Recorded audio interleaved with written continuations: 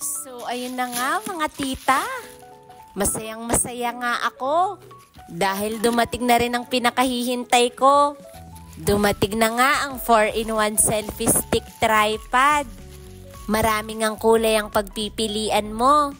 Pero pink nga ang napili ko. Meron na nga siyang LED light. At mahaba nga ang stick niya.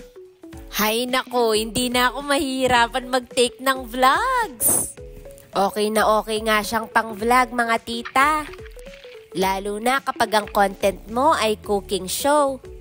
Bluetooth nga rin pala ang pindutan niya. Ilalong press mo nga lang at makokonect na. Madali lang nga din ilagay ang cellphone mo. Partida pa, malaki pa ang cellphone ko. With stand na rin nga pala ito.